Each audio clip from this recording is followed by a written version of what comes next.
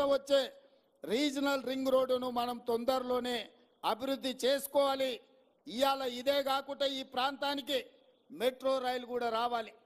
అందుకే నూతనంగా మెట్రో రైలు ప్రతిపాదనలు ఉప్పల్ నుంచి ఎల్బీ నగర్ నుంచి హయత్ నగర్ వరకు ఇవాళ మెట్రో రైలు వేయడానికి మన ప్రభుత్వం నిర్ణయం తీసుకున్న తొందరలోనే మన హయత్ నగర్కు మెట్రో రాబోతున్నది.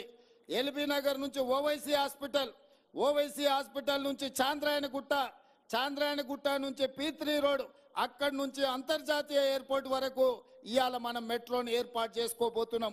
రేపు ఎవరైనా హయత్ నగర్లో మెట్రో ఎక్కిండ్రంటే అంతర్జాతీయ ఎయిర్పోర్ట్ వరకు అంతరాయం లేకుండా ఎల్బీ నగర్ నుంచి ఓవైసీ హాస్పిటల్, అక్కడి నుంచి చాంద్రాయణగుట్ట, అక్కడి నుంచి ఎయిర్పోర్ట్కు పోయేటట్టు ఇవాళ మనం మెట్రో రైలు వేసుకుంటున్నాం.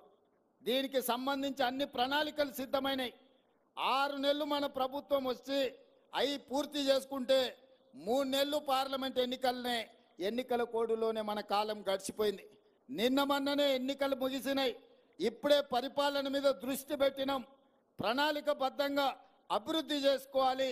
అదేవిధంగా మహేశ్వరం ప్రాంతంలో ఏదైతే 25,000 ఎకరాల భూసేకరణ జరిగిందో మొత్తం ఐటీ ఫార్మా కంపెనీలు పెడితే మన ప్రాంతం అంతా కలుషితం అవుతుందన్న ఆలోచనతోని అక్కడ వివిధ అభివృద్ధి కార్యక్రమాలు తీసుకెళ్లాలని, అక్కడ యూనివర్సిటీలు పెట్టాలని, అక్కడ ఐటీ కంపెనీలను పెట్టాలని, అక్కడ పెట్టే ఫార్మా కంపెనీలలో కూడా పొల్యూషన్ లేకుండా ఓన్లీ టాబ్లెట్స్ తయారు చేసే కొంత భాగమే ఇవ్వాలని, ఎలక్ట్రిక్ కార్లను ఉత్పత్తి చేసే పరిశ్రమలను తీసుకురావాలని, బ్యాటరీలను తయారు చేసే పరిశ్రమలను తీసుకురావాలని, అక్కడనే స్పోర్ట్స్ యూనివర్సిటీ పెట్టాలని, అక్కడనే మెడికల్ హెల్త్ హబ్ క్రియేట్ చేసి మెడికల్ టూరిజంలో ప్రపంచంలో నుంచి ఎవరికి ఏ వైద్యం కావాలన్నా మన హైదరాబాద్ ఎయిర్పోర్ట్ నుంచి మన రంగారెడ్డి జిల్లాలో ఒక మెడికల్ టూరిజంని అక్కడ ఎస్టాబ్లిష్ చేయాలని ప్రణాళికలన్నీ మా మిత్రుడు IT and industries minister Sridhar Babu garu ప్రణాళికలు సిద్ధం చేస్తున్నారు.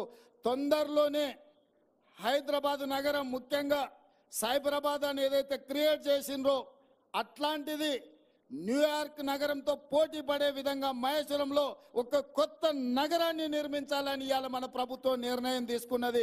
ఒక అద్భుతమైన నగరాన్ని నిర్మించే బాధ్యత కాంగ్రెస్ పార్టీ తీసుకుంటుంది. ఈ పక్కనే రామోజీ ఫిలిం సిటీ ఉన్నది, మీకు అందరికీ తెలుసు. రామోజీ ఫిలిం సిటీ దేశంలో ఉండే సినిమా షూటింగ్లకు ఈరోజు ఉపయోగపడుతుంది. కానీ మా ప్రభుత్వం ఇంకొక ఫిలిం సిటీని క్రియేట్ చేయాలని ముంబైలో మహారాష్ట్రలో ఉన్న హిందీ ఫిల్మ్ ఇండస్ట్రీ మొత్తం ఇక్కడికి రావాలి. మన రాచకొండ గుట్టలు మన ప్రాంతం అద్భుతంగా మనము ఊటీలు ఎక్కడెక్కడికో పోతున్నాం. ఒక్కసారి మునుగోడు వెనుక ప్రాంతము, ఇబ్రాహీంపట్నం ముందు ప్రాంతం, రామోజీ ఫిలిం సిటీ పక్కల నుంచి ఆ తండాలకు నేను ఎన్నికల ప్రచారంలో పోతే అద్భుతంగా మనకు ఊటీ కంటే అద్భుతంగా మన ప్రాంతం కనిపించింది. ఈ ప్రాంతంలో అద్భుతమైన సినిమా షూటింగ్లను చేపట్టడానికి అవకాశం ఉంది.